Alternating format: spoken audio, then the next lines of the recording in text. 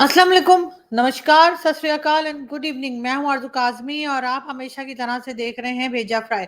जी हाँ, भेजा फ्राई के नए एपिसोड के साथ हम हाजिर हैं और उससे पहले कि हम चले न्यूज़ की तरफ, आप सबसे रिक्वेस्ट है कि जिसने भी चैनल को सब्सक्राइब नहीं किया है, प्लीज़ चैनल को सब्सक्राइब करना ना भूलिएगा। बेल आइकॉन को भी क्लिक कर दें ताकि जैसे ही कोई नई वीडियो आए आपको उसी वक्त पता लग जाए। खैर, हम चलते हैं जी आज की न्यूज़ की तरफ। यानी कि आज की न्यूज़ जो हमारे पास आई हैं, हम उस पे बात करेंगे। तो सबसे पहले जी, आपको मालूम ही है कि इंडिया से एक डेलीगेशन जो है वो गया था जी सऊदी अरेबिया। जी हाँ, सऊदी अरेबिया एक नॉन मुस्लिम डेलीगेशन जो है वो पहुंचा था और उसके बाद उनको बहुत अच्छे से अटेंड किया गया। उनको पूरी जगह दिखाई गई, मक्का भी दिखाया गया, मदीना भी दिखाया गया। और वो जी थी स्मृति ईरानी साहिबा, और जो कि बीजेपी की मेंबर भी हैं और मोदी जी के कैबिनेट में भी हैं। और मेरी तो खैर बड़ी फेवरेट है, मैंने पहले भी कहा था कि जी ये मुझे बहुत पसंद है क्योंकि मैं इनका सीरियल देख चुकी हूँ, सास भी कभी बहू थी। जी हाँ, और अभी भी उतनी ही प्यारी लगती हैं, जब स्माइल करती हैं तो बहुत अच्छी लगती हैं। और बिल्कुल खैर, अब मैं उनकी तारीफ करने के लिए यहाँ नहीं बैठी, मैं आपको ये बताने के लिए बैठी हूँ कि जी एक तरफ तो वो डेलीगेशन के साथ गई और वहां पे उन्होंने विजिट किया, उनको बहुत अच्छे से वेलकम किया गया, सब कुछ हुआ। लेकिन ये भी कहा गया कि जी कमाल की बात है कि सब हो रहा है लेकिन पाकिस्तान की तरफ से कोई ऑब्जेक्शन नहीं आया। और कुछ लोगों ने कहा जी, सेनेटर मुश्ताक और इसके अलावा जमात इस्लामी वालों ने थोड़ी सी हल्की फुल्की चूचा की। लेकिन हमें जिनका इंतजार था, हमारे जो कहना चाहिए पाकिस्तान के हीरो हैं, हमें इंतजार था कि आखिर वो कब बोलेंगे। और आखिरकार वो बोल पड़े, यानी कि कौन? जी हाँ, आप सबके फेवरेट और हमारे भी फेवरेट लाल टोपी वाले, जी हाँ, जैद आमिर साहब। जैद आमिर साहब ने आखिरकार अपनी चुप्पी तोड़ दी और वो बोल पड़े। और क्या बोल पड़े, हम आपको सुनवाते हैं। आनी तकलीफ मुझे जिस बात की हुई वो ये कि पिछले दिनों सऊदी हुकूमत ने भारत से हिंदुओं, मुशरिकों, सिखों और गलीज तरीन नजस मुशरिकों को बुलाकर मस्जिद नबी का दौरा करवाया। इन्ना लिल्लाहि व इन्ना इलैहि राजिऊन। मस्जिद नबी शरीफ सिर्फ सऊदियों के बाप की तो नहीं है, ये तो पूरी उम्मत की इमानत है, सैयदी रसूलुल्लाह का मकाम है। पूरी मुसलमान दुनिया खामोश क्यों है इसके ऊपर? किसी ने सऊदियों को चैलेंज क्यों नहीं किया? को पूरी दुनिया में कोई मुसलमान आलिम दीन भी नहीं है जो खड़ा होकर कहे कि ये जुल्म तुम क्यों कर रहे हो और तुम कैसे कर सकते हो और तुम्हें हक नहीं है, तुम सईदी रसूलुल्लाह के खिलाफ जा रहे हो। और सईदी ने तो फरमाया था कि ये मुशरिक नजिस है, इसके बाद कुरान में लिखा है कि ये मुशरिक नजिस है, इसके बाद कभी ये मस्जिद हराम के नजदीक ना पहुंच सके। तुम इनको मस्जिद हराम के अंदर लेकर चले गए। इन्ना लिल्लाहि व इन्ना इलैहि राजिऊन।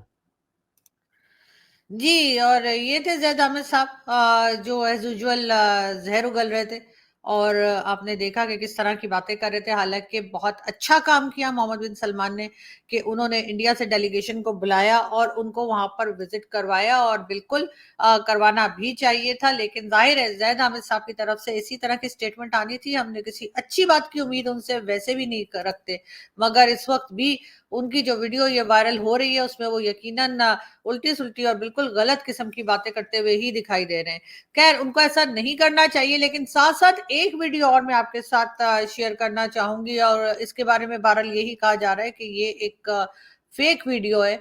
और फेक वीडियो इस तरह से है कि उसमें ये बताया गया है कि जी जब इंडियन डेलीगेशन जो है वो सऊदी अरब से जो है होकर वापस गया है, तो उसके बाद जी वहाँ पे बड़ी सफाइयाँ, सुथराइयाँ, धुलाइयाँ, पता नहीं क्या कुछ हो रहा है। लेकिन मैं आपको ये बताती चलूँ कि ये भी लोगों के सुनने में आया और ये भी हमें पता है कि ये एक मामूल का काम है। यानी कि रोज़ के हिसाब से जो है वो मस्जिद नबवी को साफ किया जाता है, धोया जाता है और वहाँ पे परफ्यूम्स वगैरह इस तरह की चीज़ें डाली जाती हैं। इसलिए मुझे नहीं लगता कि ये जो है, ये जो सफाई दिखाई जा रही है होती भी, वो कोई इंडियन डेलीगेशन की वजह से थी। तो यहाँ पे थोड़ा-सा कन्फ्यूजन है, लेकिन ऐसा नहीं है। ऐसा मतलब मुझे 90% मुझे यकीन है कि ये रेगुलर तौर पे जो है, यानी डेली बेसिस पे ये सारी सफाइयाँ होती हैं। इसका इस बात से कोई ताल्लुक नहीं है जो बताया जा रहा है। लेकिन फिर भी हम वीडियो आपके साथ शेयर कर रहे हैं। तो आपको हम बताना चाहते हैं कि स्मृति ईरानी जी जो आई थी वो यहाँ बिल्कुल यहाँ करीब तक आई थी, बिल्कुल हरम के करीब तक आप देख सकते हैं। तो उस जगह को अभी धुलाई काम चालू है, धुलाई हो रहा है। जहाँ तक स्मृति ईरानी आई थी जो है, जहाँ तक घूमी थी वो जगह का जो है धुलाई का काम चालू है, सफाई हो रहा है। जी, तो ये किसी ने वहाँ से वीडियो अपलोड की है सऊदी अरब से, लेकिन जैसा मैंने कहा कि मैंने कुछ लोगों से पता भी किया है, मालूम भी किया है, ऐसी कोई बात नहीं है। और ये सफाई-सुथराई या ये जो फर्श धोते हैं, फ्लोर को धोते हैं, सब कुछ करते हैं, ये रेगुलर बेसिस पे जो है वो मक्के-मदीना में किया ही जाता है। इसका ताल्लुक हरगिज़ इस बात से नहीं है कि क्योंकि स्मृति ईरानी साहिबा गई थी तो वहाँ पर ये सब कुछ हो रहा है, ये मुझे नहीं पता ये प्रोपेगेंडा क्यों किया जा रहा है, लेकिन बहरहाल बहुत अफ़सोसनाक है, नहीं होना चाहिए था। लेकिन ख़ैर मोहम्मद बिन सलमान ने वेलकम किया था, उन्होंने बुलाया था डेलीगेशन को इंडिया से और ये एक बहुत अच्छी बात है और इस चीज़ को लेकर, इस चीज़ को पॉज़िटिव तरीके से लेकर ही आगे चलना चाहिए और इस किस्म का जो प्रोपेगेंडा किया जा रहा है कि जी वो चली गई तो फिर वो सारा धोया जा रहा है और ये किया जा रहा है, ऐसा कुछ नहीं है। और मुझे यकीन है कि सऊदी क्राउन प्रिंस जो है या सऊदी प्रिंस जो है मोहम्मद बिन सलमान, वो भी आगे सऊदी अरब को बदलने ही जा रहे हैं। वहाँ पर जैसे हमने पहले भी बात की है कि जो फीमेल्स हैं वो ड्राइव भी कर सकती हैं और इसी तरह के कई दूसरे अच्छे काम जो है जो पहले नहीं हुआ करते थे कि आप महरम के बगैर आप हज उम्रा नहीं कर सकते थे, उसकी भी परमिशन हो गई है और अब वहाँ पर जो है वो डिफरेंट कंट्रीज के डेलीगेशंस भी जाया करेंगे और वहाँ पे कॉन्फ्रेंसेस भी हुआ करेंगी और मोहम्मद बिन सलमान ने जैसा कहा था कि वो 5 साल में यूरोप बना देंगे, तो बिल्कुल हमें यकीन है कि वो यूरोप बना देंगे और जब वो यूरोप बना देंगे तब हम भी विजिट करेंगे वहां पर। खैर बहरहाल हम बढ़ते हैं आगे, हम बात करेंगे हमारे फेवरेट, यानी कि मेरे तो खैर बहुत ही फेवरेट है लेकिन पाकिस्तान में और भी कई लोगों के फेवरेट डॉक्टर जयशंकर की। जी हाँ, डॉक्टर जयशंकर जो कि फॉरेन मिनिस्टर हैं इंडिया के, वो जी 15 जनवरी को जा रहे हैं ईरान।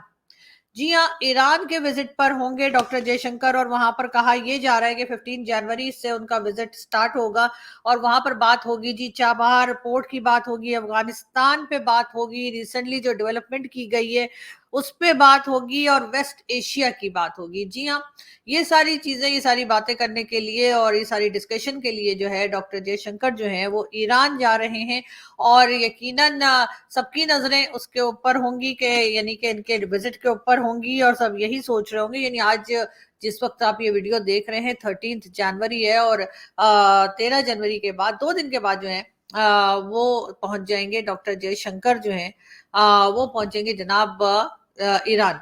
और यकीनन ईरान का उनका ये विजिट जो है बहुत इंपॉर्टेंट है और मेरा तो ख्याल है कि पाकिस्तान को हर तरफ नजर रखनी चाहिए, जहां कहीं के भी कोई minister, foreign minister, prime minister खास तौर पे साउथ एशिया के कहीं जाते हैं तो वहां जरूर देखें और सीखें कि जी क्या बातचीत हो रही है और ताकि हम भी थोड़ा इम्प्रूव कर सकें। खैर चाबहार पोर्ट की बात की जाएगी तो यकीनन हमारे यहाँ जो सी पैक बन रहा है उसका जरूर लोगों को फिक्र हो जाएगी कि अगर चाबहार पोर्ट बन गया तो फिर ये सी पैक पोर्ट जो है या सी पैक जो है उसकी अहमियत कम हो जाएगी। चाइना यकीनन बहुत फिक्रमंद होगा और चाइना यकीनन सोच रहा होगा कि अब करें तो क्या करें, इसलिए कि इसकी बात जो है वो ऑटोमेटिकली जो है एक दूसरा रास्ता मिल जाएगा साउथ एशिया के लोगों को या एशिया के लोगों को कि वो वहां से क्रॉस करके कहीं भी जा सकेंगे, तो फिर जाहिर है कि फिर सी पैक और इधर पाकिस्तान की तरफ जो कुछ बन रहा है या बनाने की कोशिशें कर रहे हैं सालों से उसकी इम्पोर्टेंस कम हो जाएगी। मगर खैर देखते हैं, क्योंकि जाहिर है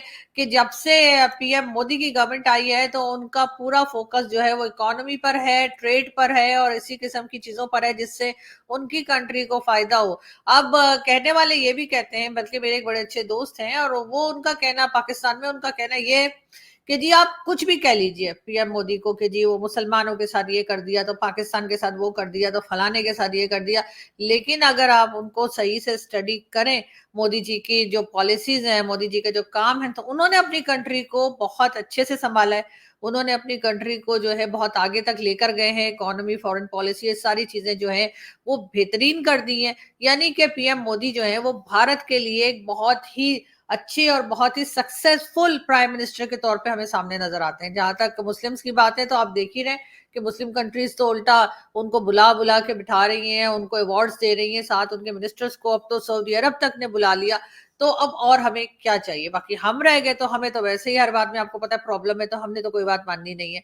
तो इसलिए हमारी बात तो ना ही करें, हमारे अलावा जितनी कंट्रीज हैं उनमें से किसी को कोई प्रॉब्लम नहीं है और सबके सब जो है वो ना सिर्फ ये कि तारीफ कर रहे हैं बल्कि कुछ ना कुछ काम भी कर रहे हैं साथ में, डिफरेंट किस्म के जो है प्रोजेक्ट शुरू किए जा रहे हैं, डिफरेंट एग्रीमेंट्स किए जा रहे हैं, लेकिन पाकिस्तान की वही कहने चाहिए कि एक ही रट लगी हुई है और वो है कश्मीर कश्मीर कश्मीर। मुझे नहीं लगता कि कश्मीर कश्मीर सॉल्व हो भी गया उसके बाद भी ये कोई सुधरने वाले हैं या कोई और बात करने वाले हैं। खैर, हम आगे बढ़ते हैं, हम बात करेंगे राम मंदिर की। आप सब जानते ही हैं कि 22 जनवरी को जो है राम मंदिर की इनॉग्रेशन है और उसमें कई लोगों को इनविटेशन गया है और उसमें सोनिया गांधी जी जो हैं, जो कि राहुल गांधी की मदर हैं, उनको भी इनविटेशन गया था। पहले उन्होंने कहा हाँ, फिर उन्होंने कहा ना। जी हाँ, पहले राहुल गांधी और उनकी पार्टी ने कहा था, कांग्रेस ने कहा गया था कि जी वो लोग इनॉग्रेशन में हिस्सा लेंगे या इनॉग्रेशन में शिरकत करेंगे, जाके अटेंड करेंगे। लेकिन कुछ दिनों के बाद पता नहीं उनको क्या हुआ और उन्होंने कहा कि नहीं जी, ये तो बीजेपी और आरएसएस का प्रोजेक्ट है और उनका इवेंट है, इसलिए हम नहीं जाएंगे। मतलब मुझे समझ में नहीं आया कि राम मंदिर जो है वो तो सभी का होगा, जो मतलब भारत में जो लोग रहते हैं, खास तौर पे जो हिंदू कम्युनिटी रहती है वहां पर, उनका होगा, सभी का होगा। उसमें आरएसएस या बीजेपी या कांग्रेस या इस किस्म की बातें क्यों की जा रही हैं? इस वक्त तो जब बन के तैयार हो गया है और इनॉग्रेशन के लिए बुलाया जा रहा है, तो मेरे ख्याल से जाना चाहिए था। लेकिन बहरहाल पहले इन्होंने हाँ भी की थी, ये भी याद रखिएगा कि पहले कहा था सोनिया गांधी जी ने, बल्कि उनकी पार्टी ने कहा था कि वो सोनिया गांधी जी शिरकत करेंगी और बाकी लोगों ने भी कहा था हाँ जी अटेंड किया जाएगा। मगर अब एक दिन पहले जो है वो ये न्यूज आई है कि उन्होंने कहा कि नहीं जी, ये तो बीजेपी और आरएसएस का इवेंट है, तो इसलिए हम नहीं जाएंगे। तो ये वैसे ही है, वो जैसे हमारी एक आध खानदान में होती है ना, बुआ या मौसी होती है, लास्ट मिनट पे शादी पे जाने से इनकार कर देती है। नहीं जी नहीं, पिछली बार तो हमें लड्डू दिए ही नहीं थे, तो हम तो नहीं जाएंगे इस बार। तो ये वाला मुझे कुछ उनका बिहेवियर लग रहा है सोनिया गांधी जी का, कि वो जो हमारी बुआ या मौसी की तरह के बात ना, कि जी वो लास्ट हम गए थे इनके घर दावत में, तो इन्होंने तो जी खीर के 2 ही प्याले दिए थे, हमने तीसरा मांगा तो मना कर दिया। तो ऐसे ही कुछ इनके साथ भी है कि मुझे लग रहा है कि कोई खाने पीने का टेंशन है, इस वजह से उन्होंने मना कर दिया। बहरहाल सोनिया गांधी जी जो है वो जाएं या ना जाएं, उनकी पार्टी जाए या ना जाए, लेकिन मोदी जी ने अगर कह दिया है कि जी इनॉग्रेशन होगी तो फिर होगी। और यकीनन हमारी भी नजरें उसी के ऊपर होंगी, हम आपको अपडेट भी करते रहेंगे, क्योंकि कई जो न्यूज चैनल है वो खैर मेरे घर में भी आते हैं, मैंने भी डिश लगा रखी है, इंडियन डिश लगा रखी है, और अभी की नहीं, कोई तकरीबन 10-15 साल से मेरे घर में इंडियन डिश है जिसपे हम न्यूज देखा करते हैं। पहले मेरी मदर थी तो वो बहुत टीवी प्लेस वगैरह भी देखा करती थी, तो इसलिए हम आपको वो देख देख कर, टीवी देख देख कर जो अपडेट्स होंगी वो भी देते रहेंगे। कई हमारे मीडिया के फ्रेंड्स जो है वो वहां पर पहुंचना भी शुरू हो गए अयोध्या में, और वहां पर से वो रिपोर्टिंग भी कर रहे हैं, और यकीनन आप लोगों को भी जो है उसके लिए हम आपको अपडेट भी रखेंगे। खैर, हम बढ़ते हैं आगे। इमरान खान साहब की बात कर लेते हैं। इमरान खान साहब ने कहा है कि जी अगर उनको इलेक्शन में हिस्सा ना लेने दिया, यानी अगर उनको इलेक्शन के लिए परमिशन ना मिली, तो वो सुप्रीम कोर्ट जाएंगे। अब पता नहीं कब जाएंगे और कहाँ जाएंगे और किस वक्त जाएंगे, लेकिन बहरहाल इमरान खान की पार्टी के लोग जो हैं, उनमें से कई लोग जो हैं उनको इस वक्त टिकट मिल चुका है, कई लोग जो है वो टिकट के इंतजार में हैं। उनसे बेट कभी दे दिया जाता है, कभी ले लिया जाता है, कभी दे देते हैं, कभी ले लेते हैं, यही तमाशा चल रहा है इनके साथ। कुछ सही से डिसाइड नहीं हो पा रहा कि उनकी पार्टी को इलेक्शन के लिए इंतखाबी निशान जो होता है उसमें बैट मिल रहा है या नहीं मिल रहा है। मतलब एक दिन देते हैं, एक दिन अदालत देती है, दूसरे दिन दूसरी अदालत वापस ले लेती है। अब इनको चाहिए एक बार डिसाइड कर लें कि करना है तो क्या करना है। बात करेंगे शेख रशीद साहब की। जी हाँ, रावलपिंडी से शेख रशीद साहब इलेक्शन के लिए खड़े हुए हैं, और इस बार शेख साहब के सामने पीटीआई ने अपना कैंडिडेट खड़ा कर दिया। जी हाँ, वही पीटीआई जिसका शेख साहब तारीफें करते नहीं थकते थे और कहते थे जी मैं इमरान खान के साथ हूँ। जी हाँ, तो बिल्कुल वो इमरान खान साहब ने जो है ना, वो शेख रशीद साहब के आगे अपना कैंडिडेट खड़ा कर दिया। इसका मतलब ये है कि शेख साहब को थोड़ा मुकाबला सख्त मिलने वाला है, क्योंकि जब से इमरान खान जेल गए तब से इमरान खान हीरो बन गए। उससे पहले खैर इतनी इंपॉर्टेंस नहीं रह गई थी खान साहब ने, क्योंकि खान साहब की जो गवर्नमेंट थी उसमें अच्छी खासी बैंड बज गई थी पाकिस्तान की। लेकिन जैसे ही इमरान खान जेल में गए और उसके बाद जो कुछ हुआ कि उनको बाहर नहीं आने दे रहे, या उनको सजा दी गई है, या उनसे किसी से मिलने नहीं दिया जा रहा, कभी कुछ और कभी कुछ चलता रहा सिलसिला, तो उससे इमरान खान जो है उनकी जो पॉपुलैरिटी है वो भी बढ़ गई है, और खान साहब जो है इस वक्त सही हीरो बने हुए हैं। और मुझे ये लगता है कि अगर ऐसे इजाजत मिल गई कि जी पब्लिक वोट से ही गवर्नमेंट बननी है, तो फिर यकीनन इमरान खान साहब को जीतने से कोई नहीं रोक पाएगा। लेकिन इस वक्त जाहिर है कि भाई लोग ऐसा होने नहीं देंगे, और भाई लोगों ने वैसे की तो है गलती, यानी इमरान खान को अगर बाहर ही रखते और थोड़े दिन बल्कि उनकी गवर्नमेंट को चलने देते, वो जो 1-1.5 साल रह गया था उसमें भी एक बार इमरान खान को पूरा 5 साल करने देते, तो यकीनन इमरान खान ने पूरे पाकिस्तान की ईंट से ईंट बजा देनी थी, और उसके बाद पब्लिक कभी इमरान खान को जो है वापस लाने के लिए नहीं कहती। मगर हुआ वही जो हमेशा से हो रहा है, जो 76 ईयर्स से हो रहा है, कि कोई भी गवर्नमेंट जो है वो वक्त से पहले हटा दी जाती है और उसके बाद सारी हमदर्दियां जो है उस गवर्नमेंट के साथ हो जाती हैं। और अब तो खैर इमरान खान को जेल में भी डाल दिया, ये भी कहा जा रहा था पहले भी कि अगर इमरान खान जेल चले गए तो इमरान खान बहुत हमदर्दियां हासिल करने में कामयाब हो जाएंगे, और हुआ भी वही कि इस वक्त इमरान खान को बहुत हमदर्दियां मिल गई हैं। और कई लोगों का कहना ये है कि जी बड़ा जुल्म हो रहा है, हालांकि खान साहब का ये भी पता है कि जी वो असली घी के जो है वो मटन और चिकन और पता नहीं क्या क्या खा रहे हैं। मगर बात सारी ये है कि इस वक्त क्योंकि वो जेल के अंदर हैं, और ना सिर्फ वो बल्कि उनके कई साथी जो हैं उनके पेपर्स रिजेक्ट कर दिए गए और कहा गया कि नहीं जी ये इलेक्शन नहीं लड़ सकते, और इसी वजह से जो है वो इमरान खान जो है उनकी पॉपुलैरिटी जो है वो बढ़ती चली जा रही है। लेकिन भाई लोग हैं वो कुछ समझने को तैयार ही कोई नहीं है, वो कहते हैं ना जी ना, हमने तो यही करना है। खैर हम आगे बढ़े हैं और आपको नजर आ रहे हैं बिलावल भुट्टो जरदारी।